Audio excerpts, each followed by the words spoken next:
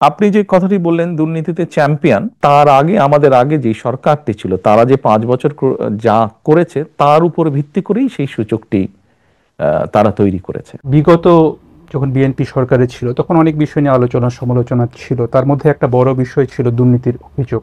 সরকারে যারা ছিলেন তাদের অনেকের বিরুদ্ধে বা সেই সময় যেভাবে দুর্নীতি হচ্ছিল বিভিন্ন জায়গায়, আপনার নিশ্চয়ই মনে আছে যে দুর্নীতির সূচকে বাংলাদেশের অবস্থান নিয়ে তখন অনেক সমালোচনা হয়েছিল।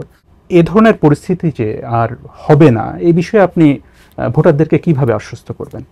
দেখুন, আপনি যে কথাটি বললেন দুর্নীতিতে চ্যাম্পিয়ন, 96 সাল থেকে 2001 পর্যন্ত আওয়ামী লীগ সরকার ছিল সেই সময়।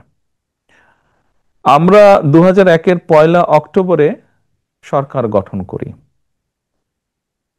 সরি, 10ই অক্টোবরে, 1 অক্টোবর নির্বাচন হয়েছিল, খুব সম্ভবত 10ই অক্টোবরে সরকার গঠন করি।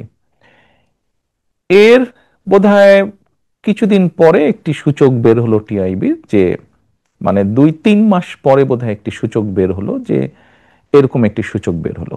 নিশ্চয়ই মাত্র নির্বাচিত একটি সরকারের পক্ষে তো ভালো মন্দ কোনো কিছুই 3 মাসে করা সম্ভব নয়।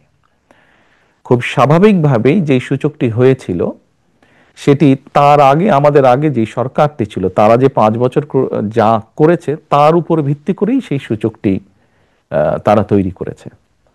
আপনি যদি 2001 থেকে 2006 অর্থাৎ বিএনপি সরকার গঠন করার পরে বিএনপি তত্ত্বাবধায়ক সরকারের কাছে যখন হ্যান্ডওভার করে দিল, আপনি যদি সেই সংস্থা টিএবি নামক সেই সংস্থাটার রিপোর্টই যদি আপনি দেখেন, তাহলে দেখবেন পর্যায়ক্রমিকভাবে, কিন্তু এটি আমার কথা না, এটি তাদের পরিসংখ্যানের কথা, পর্যায়ক্রমিকভাবে কিন্তু নেমে এসেছে।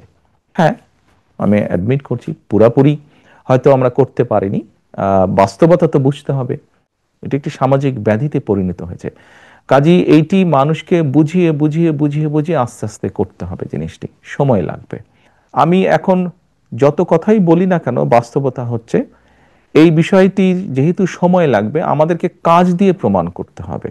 সেজন্যই আমি ভোটারদেরকে এতটুকু বলতে পারবো, আমরা যদি সুযোগ পাই, জনগণ যদি আমাদেরকে সেই সুযোগ দেন, তাহলে আমাদের সর্বোচ্চ চেষ্টা থাকবে আমরা যাতে একটি এমন অবস্থা তৈরি করতে পারি যেখানে কিছুটা হলেও আমরা বহির্বিশ্বে, বিশ্বের অন্য দেশের সামনে কিছুটা হলেও যাতে সম্মানের সাথে মাথা উঁচু করে কথা বলতে পারি।